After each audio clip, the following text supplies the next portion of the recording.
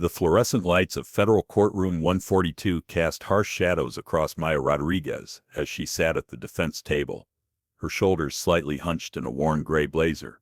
Nothing about her commanded attention except the German Shepherd service dog, Atlas, resting vigilantly at her feet. Judge William Crawford shuffled through documents with visible impatience. His reputation for efficiency was legendary. Cases moved quickly in his courtroom, especially those he deemed frivolous. "The state calls Dr. Tricia Wells," announced Prosecutor Marcus Sterling, his tailored suit and confident posture radiating authority. Dr. Wells adjusted her glasses and directed her clinical gaze toward Maya. "Ms. Rodriguez presents with severe PTSD and selective mutism, likely triggered by combat trauma. However, her claims regarding service with classified Navy SEAL units appear to be fabricated, a common coping mechanism where patients construct elaborate alternate identities." Maya's face remained impassive, but her fingers moved almost imperceptibly beneath the table. Atlas's ears twitched slightly, as if responding to something no one else could perceive. "And these alleged classified operations?" Sterling continued. "Consistent with paranoid ideation, there's no evidence supporting her claimed involvement in any such missions." From the gallery, Sarah Kim, Maya's court-appointed defender, shifted uncomfortably. "Objection, Your Honor. Dr. Wells lacks security clearance to verify classified service records." "Overruled," Judge Crawford cut in sharply. "Unless you can produce evidence of these supposed operations, Counselor," Sarah faltered. "My client's records appear to have been classified or redacted." Yes." Judge Crawford's sarcasm drew scattered laughter from the courtroom. "The old government conspiracy defense. I've heard this particular fantasy before, Miss Kim." Maya watched the exchange without expression, only the slight tightening of her jaw betraying any reaction. Beneath the table, Atlas pressed closer to her leg, sensing her tension. When asked to speak on her own behalf, Maya opened her mouth but no sound emerged. After several uncomfortable seconds, she scribbled on a notepad, which Sarah read aloud awkwardly. "My client wishes to state that Operation Blackwater remains classified, but Commander Lisa Torres can verify elements of her service record." Commander Torres's testimony began promisingly but quickly unraveled under Sterling's cross-examination. "So you never actually served with Miss Rodriguez directly?" "Not directly, but... And you have no first-hand knowledge of this supposedly classified operation she claims involvement in?" Torres hesitated. "The details of Operation Blackwater, Your Honor," Sterling interrupted.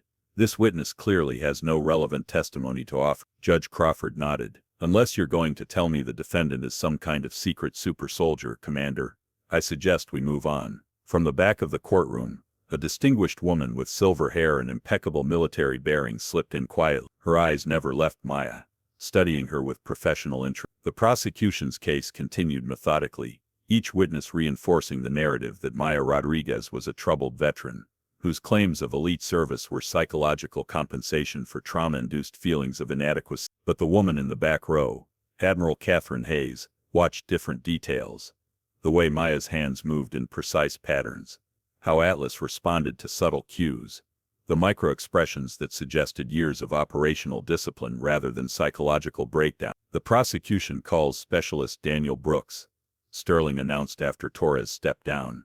Brooks, a government expert on military records, took the stand with practiced efficiency. His testimony was devastating in its simplicity. "Have you thoroughly reviewed all available military records pertaining to the defendant?" Sterling asked.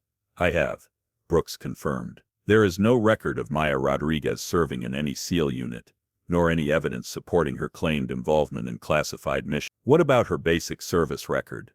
"Documentation shows Ms. Rodriguez's initial Navy enlistment and basic training, followed by a medical discharge due to psychological issues. Nothing more." Sarah stood for cross-examination, grasping for any advance. "Specialist Brooks, in your experience, are there circumstances where military personnel records might be deliberately obscured or classified?" Brooks shifted uncomfortably. "In extremely rare cases, yes, such as involvement in covert operation. Calls for speculation." "Sustained," Judge Crawford ruled without hesitation. Sarah pressed on desperately. "Is it true that certain special operations units operate with documentation that would appear, to someone without proper clearance, as if the service member had been discharged?" "Objection, Your Honor. Counsel is testifying." "Sustained." Miss Kim, unless you have evidence to support these theories, move on. Sarah glanced at Maya, who sat motionless, her eyes fixed on some distant point. Only Atlas seemed reactive, his ears moving slightly, as though tracking sounds no one else could hear. During the lunch recess, Maya sat alone in a small conference room with Atlas at her feet. She took out a notebook and wrote something, then tore out the page and slipped it into her pocket as Sarah entered. "We need something concrete," Sarah said, frustration evident. "The judge isn't buying any of this without hard evidence." Maya nodded once, her expression unchanged. She reached into her jacket and removed a small military challenge coin, placing it on the table. It bore no unit insignia, just a simple trident design that could belong to any naval service. "What's this?" Sarah asked. Maya wrote in her notebook, "Watch Atlas during afternoon session." When court resumed, Sterling called his final witness, a former colleague from Maya's documented Navy service. "Ms. Rodriguez always had these fantasies," the witness testified. "Even during basic training, she would hint at being recruited for special assignment. We thought it was harmless until she started believing it herself." From the gallery, Admiral Hayes watched with an unreadable expression, her attention divided between Maya and Judge Crawford, studying both with equal intensity. As testimony continued, Maya's right hand moved beneath the table in what appeared to be nervous fidgeting but followed a precise pattern. Atlas's posture changed subtly, his eyes tracking movements invisible to everyone else. By late afternoon, even Sarah looked defeated. The judge checked his watch repeatedly, clearly eager to conclude what he considered a straightforward case of delusional identity disorder. "Court will reconvene tomorrow morning at 9 a.m., Judge Crawford announced. "Mr. Sterling, I assume you'll be prepared for closing argument." "Absolutely, Your Honor," Sterling replied with satisfaction. As the courtroom cleared, Admiral Hayes approached Sarah in the hallway. "You're fighting an uphill battle, counselor," she said quietly, "but you're using conventional weapons against an unconventional situation." She pressed a business card into Sarah's hand before disappearing into the crowd. That evening, Sarah stared at the business card Admiral Hayes had given her. It contained only a phone number, no name, no organization. When she finally worked up the courage to call, a crisp voice answered immediately. "Miss Kim, I was expecting your call. Who is this? How do you know Maya Rodriguez?" "Someone who understands what you're up against. Your client served in operations that officially never exist. The people she worked with, the missions she completed, they're all ghosts in the system." Sarah's legal training kicked in. "That's exactly what conspiracy theorists always claim. How do I know you're legitimate?" "Because tomorrow, when your client demonstrates what she's capable of, you'll need someone who can authenticate what the court witnesses." "I'm that someone." "Demonstrate what?" "Maya Rodriguez isn't just a veteran with PTSD. She's a former naval special warfare operator whose service record was intentionally obscured for operational security. The dog isn't just a service animal. He's her former working partner." Sarah felt her skepticism warring with desperate hope. "Why should I believe any of this?" "Because in 37 years of naval service, I've learned to recognize operators when I see them. Your client has been maintaining operational discipline throughout this entire proceeding. Tomorrow, ask her to show the court what Atlas is really trained for." The line went dead, leaving Sarah with more questions than answers. Meanwhile, Maya sat in her small apartment with Atlas lying across the doorway. She removed a hidden panel from her dresser and took out a sealed envelope marked with security classifications that had been obsolete for years. Inside were photographs of 6 people in desert camouflage, their faces partially obscured by tactical gear. She touched one figure gently, herself, but a younger version hardened by missions that existed only in classified files. Her phone buzzed with a text from an unlisted number. "Operational security protocols remain in effect. Proceed with demonstration as planned." She deleted the message immediately. The second day began with Prosecutor Sterling's confident presentation. "The defendant would have this court believe she served in an elite military unit," he announced, pacing before the jury. "Yet when asked direct questions, she cannot or will not speak." Several jurors showed visible skepticism. The narrative of a delusional veteran seeking unearned benefits resonated with their preconceptions. "The government's position is clear," Sterling continued. "Maya Rodriguez suffers from trauma-induced delusion. While deserving of appropriate psychiatric care, she is not entitled to the classified military benefits she has repeatedly attempted to claim." Throughout Sterling's presentation, Maya remained motionless except for the subtle hand movements that had characterized her behavior since the trial began. Atlas's attention shifted in perfect coordination with these gestures. though no one was really watching either of them closely. That had always been Maya's greatest operational advantage, the ability to remain invisible in plain sight. As Sterling concluded his opening, Sarah knew she was about to either vindicate her client or destroy both their credibility. The mysterious phone call had given her a strategy, but implementing it would require Maya to reveal capabilities that could change everything. "Your Honor," Sarah began, standing with newfound confidence, "I'd like to call a witness who can speak to the unique nature of military working dog training and classified operations." Sterling was immediately on his feet. "Objection. This witness wasn't on the defense's list. The witness contacted me only yesterday after observing these proceedings, Your Honor. Her testimony is directly relevant to establishing my client's credibility." Judge Crawford hesitated, clearly weighing procedure against curiosity. "I'll allow it, but keep it brief." Admiral Catherine Hayes rose from the gallery and approached the witness stand.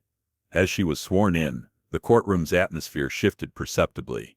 Her bearing commanded respect even from those who didn't recognize her rank. "Admiral Hayes," Sarah began, "please state your qualifications for the court." "I served 37 years in the United States Navy, retiring as Deputy Commander of Naval Special Warfare Command. I oversaw training protocols for specialized K-9 units assigned to classified operations." Even Judge Crawford sat straighter. Naval Special Warfare Command was the administrative umbrella for the Navy SEALs.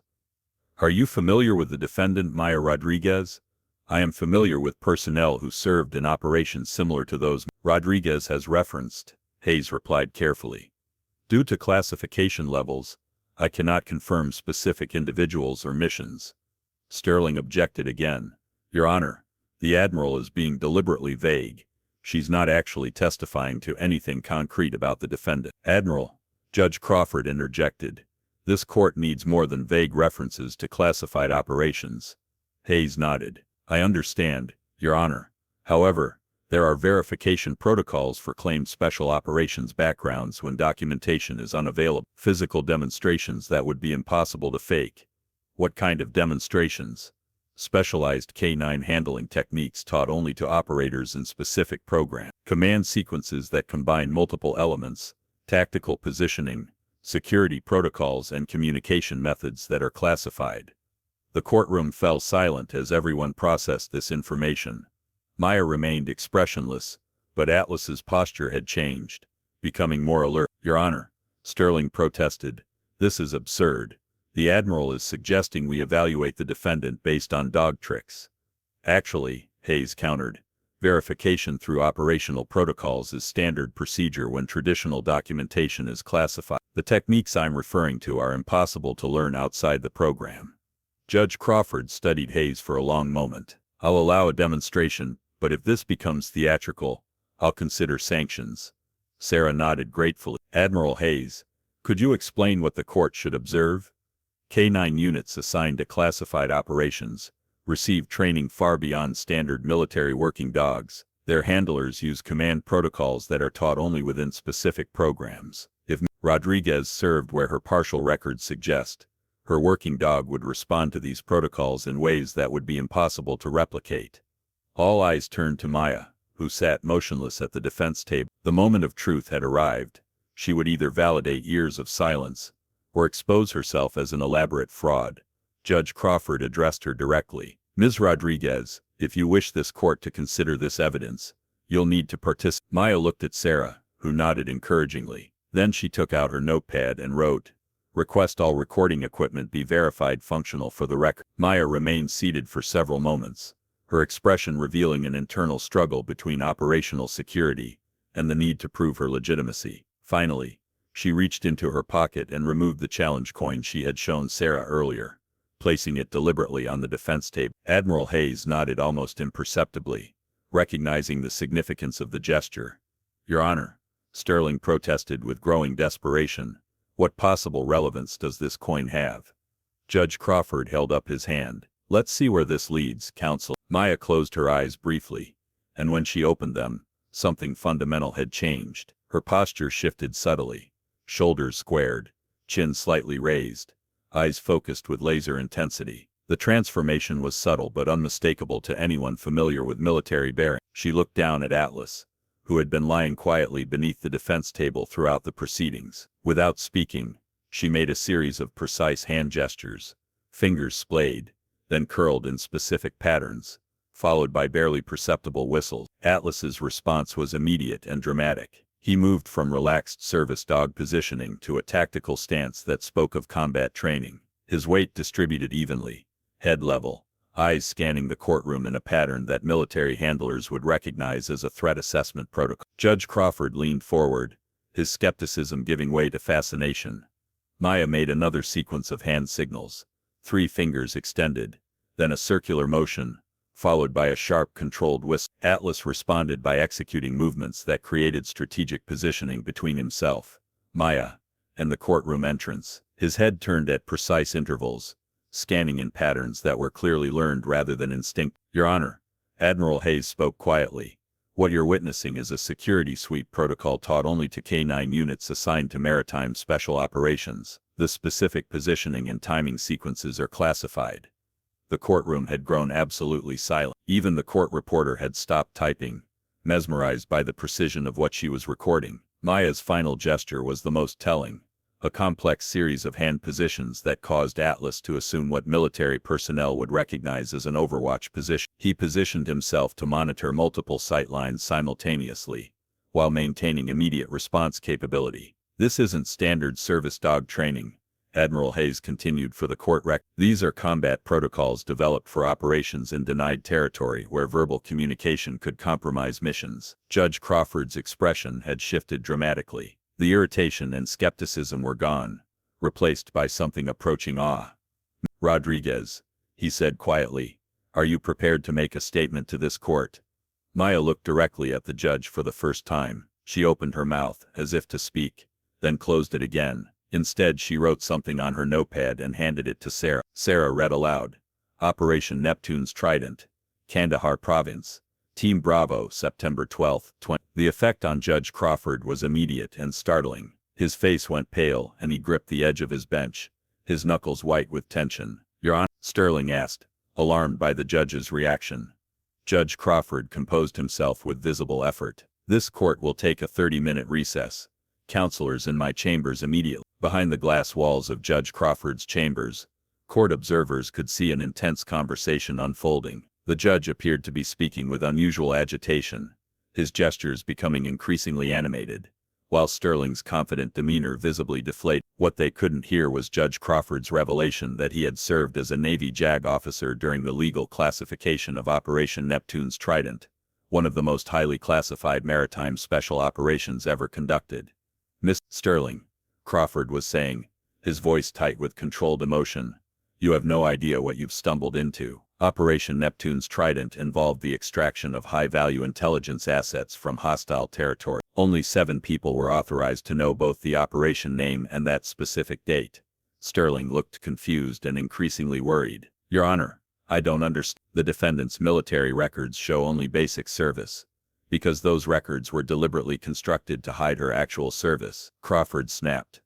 The legal protocols I helped design 20 years ago were specifically intended to protect operators like Rodriguez by creating false documentation trails.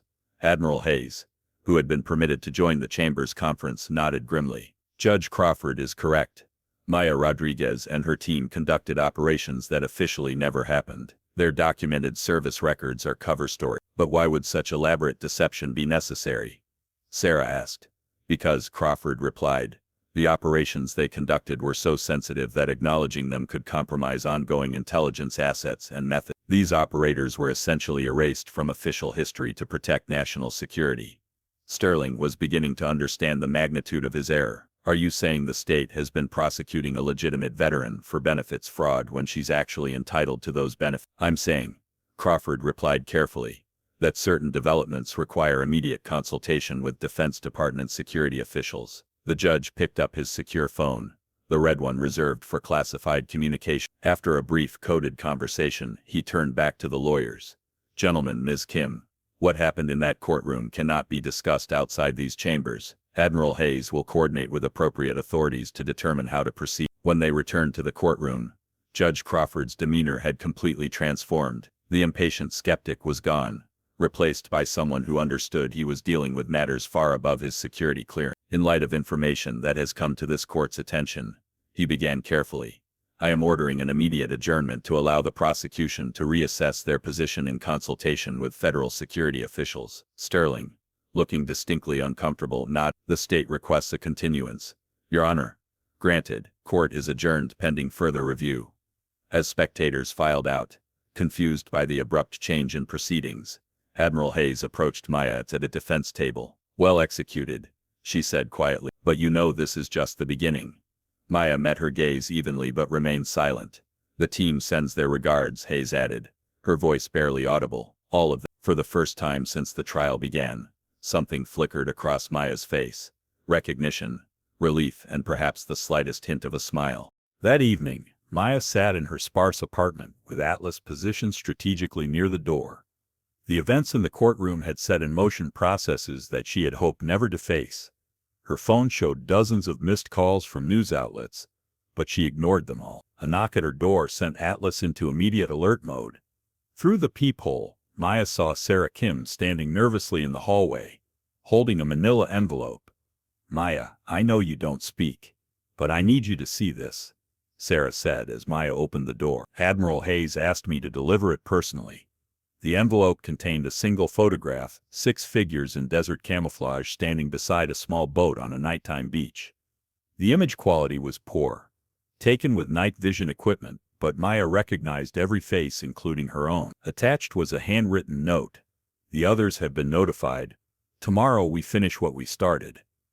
Maya studied the photograph for a long moment, then walked to her kitchen and held it over the gas burner until it curled into ash. Some images were too dangerous to preserve, even as memory. Her secure phone, the one she had hoped never to use again, buzzed with an encrypted message. Operational parameters confirmed. Legal protections in place. Execute final protocol. Meanwhile, across the city, Judge Crawford sat in his home office reviewing files he hadn't touched in 20 years. Operation Neptune's Trident had been one of the most successful covert missions ever conducted, preventing a terrorist attack that could have killed thousands of Americans. The legal framework he had helped design to protect the operators involved was supposed to be foolproof. How Maya Rodriguez had ended up in his courtroom facing benefits fraud charges represented a massive failure of that system. His secure landline rang, a call from the Pentagon. Judge Crawford, this is General Patricia Morrison, Joint Chiefs Legal Counsel. We have a situation that requires your immediate attention. I'm aware of the situation, General. I assume you're calling about the Rodriguez case. Among other things, sir, we have indications that Ms. Rodriguez's exposure may have been deliberate, an attempt to bring public attention to how we treat veterans of classified operations. Crawford felt a chill. Are you suggesting this entire trial was orchestrated? We're investigating that possibility. In the meantime, the Secretary of Defense has authorized full disclosure of Ms. Rodriguez's service record under controlled circumstances. Meaning tomorrow's proceedings will involve testimony from people whose existence is classified. We're treating this as a national security event. The next morning, Federal Courtroom 42 was transformed. Additional security personnel, multiple federal agencies, and media restrictions created an atmosphere unlike anything the building had ever seen. Maya arrived at precisely 8:45 a.m., her demeanor noticeably different. Gone was the hunched vulnerability, replaced by the controlled bearing of someone who had operated in the world's most dangerous environment. Atlas, too, seemed different, more alert, more purposeful, as if he understood that their cover was about to be permanently blown. As they took their seats, Maya noticed several faces in the gallery that hadn't been there before. Men and women whose bearings suggested military backgrounds and whose eyes held the particular alertness of people accustomed to classified operations. Her team was. Judge Crawford entered at exactly 9 a.m., his usual brisk efficiency replaced by the gravity of someone handling matters of national importance. Before we proceed, he began, I must inform everyone present that today's proceedings involve classified information. All recording devices except official court equipment must be surrendered, and all attendees have been security cleared through federal channels. Court officers collected phones and cameras while federal agents verified identities against pre-approved lists. Sterling, Judge Crawford continued, does the prosecution wish to make a statement? Sterling rose slowly, his confidence from previous days completely absent.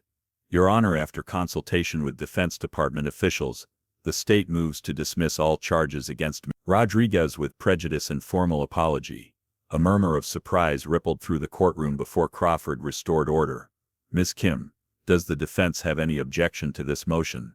Sarah, still processing the dramatic turn of events, shook her head. No objection, Your Honor. However, my client wishes to make a statement. For the first time since the trial began, Maya stood. She looked directly at Judge Crawford, then at the assembled gallery, her gaze lingering on the faces she recognized from operations that officially never happened. When she spoke, her voice was clear and steady, carrying none of the hesitation that had characterized her earlier attempts at communication.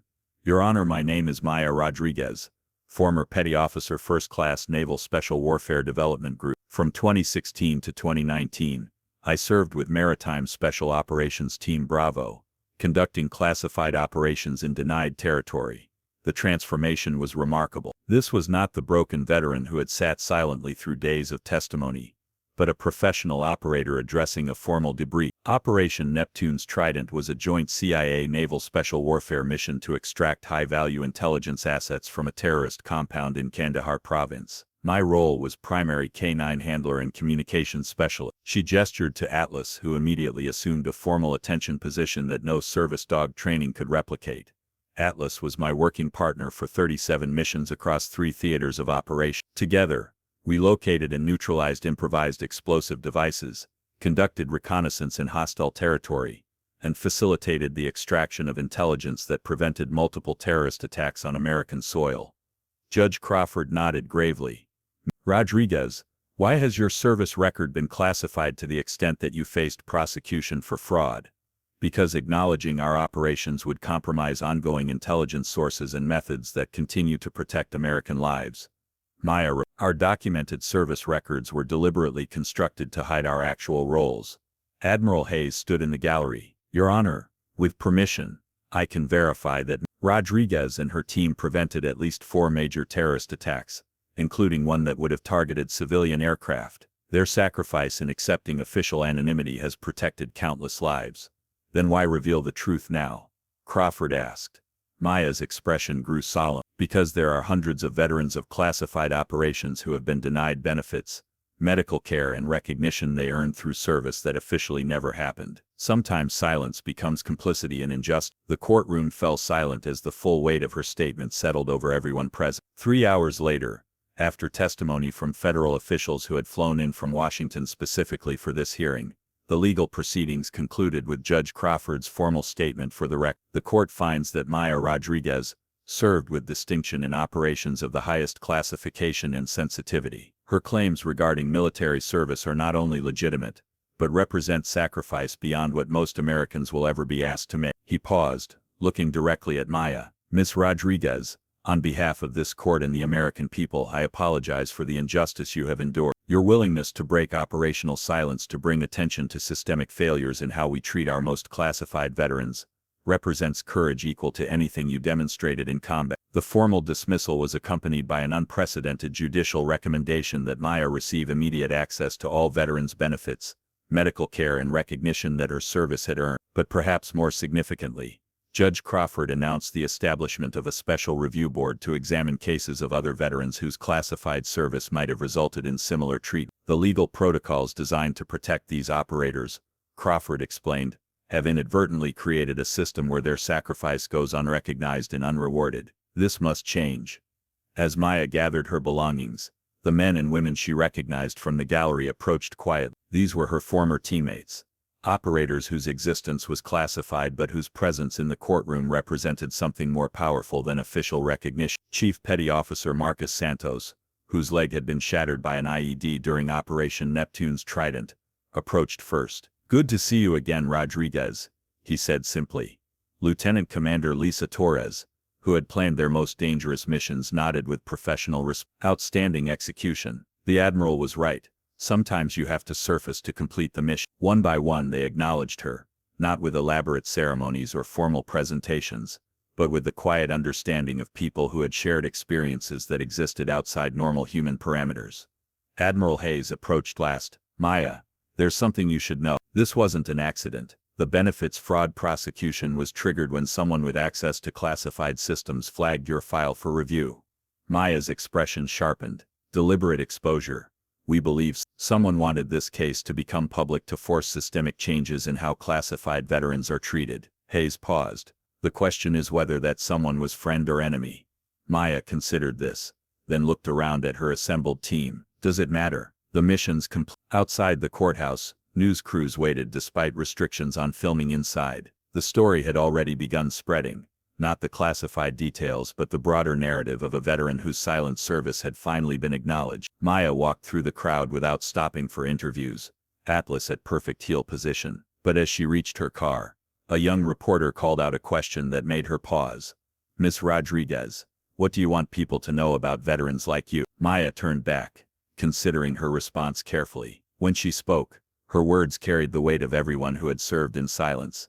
"That freedom has a price," she said simply, "and someone always pays it." 6 months after the trial that made headlines worldwide, Maya Rodriguez had returned to her preference for silence, but the impact of her revelation continued to ripple through military and veterans affairs community. The Rodriguez Review Board, established by congressional mandate following her case, had identified over 400 veterans of classified operations who had been improperly denied benefits due to deliberately obscured service records. Each case required individual review by officials with appropriate security clearances, but the principle had been established. Classified service could no longer be used to deny earned benefits. Maya herself had accepted a position as a consultant to the review board, helping to identify authentic cases while protecting ongoing operational security. Her unique perspective, understanding both the necessity of classification and the cost of silence, made her invaluable in creating new protocols. Atlas had been officially recognized as a veteran working dog, and enrolled in a specialized medical program for military animals who had served in classified roles. His training and service record, while still partially classified, were sufficient to ensure he received care appropriate to his contributions. Judge Crawford had announced his retirement from the federal bench to work full-time on veterans' legal issues. His experience with the Rodriguez case had convinced him that the legal system had failed an entire generation of classified operators. "Maya Rodriguez forced us to confront an uncomfortable truth," he told a congressional hearing. "We had created a system where the most classified veterans, those who sacrificed the most for operational security, were punished for that very sacrifice." The courtroom video of Maya's demonstration with Atlas had been carefully edited to remove classified elements but still showed enough to educate the public about the capabilities of Special Operations Team. The clip, titled "What Happens When a Real Operator is Forced to Prove Themselves," had been viewed over 50 million times. More importantly, it had sparked a broader conversation about the hidden costs of America's classified operations, not just the financial expense, but the human price paid by operators who accepted erasure from official history. Maya rarely gave interviews, but when she did, she always returned to the same theme: the importance of remembering those who served in silence. "Atlas and I were lucky," she told a gathering of veterans advocates. "We survived our missions and lived to tell our story. But there are operators whose names will never be known, whose sacrifice will never be acknowledged publicly. They deserve better than bureaucratic indifference." The challenge coin she had displayed in court had become a symbol for classified veterans seeking recognition. Similar coins began appearing at veterans' events and congressional hearings, silent reminders of service that could not be spoken. On quiet evenings, Maya would sit with Atlas in the small park near her apartment, watching families enjoy freedoms that she and thousands of others had protected through actions that officially never happened. Sometimes other veterans would approach, men and women whose bearings suggested similar backgrounds. They rarely spoke, but they acknowledged each other with subtle nods that conveyed understanding beyond words. The silence that had once isolated them had become a bond that connected them to something larger than individual recognition. The knowledge that some service transcends official acknowledgement, and that sometimes the greatest honor comes not from public acclaim but from the quiet respect of those who understand the true cost of freedom.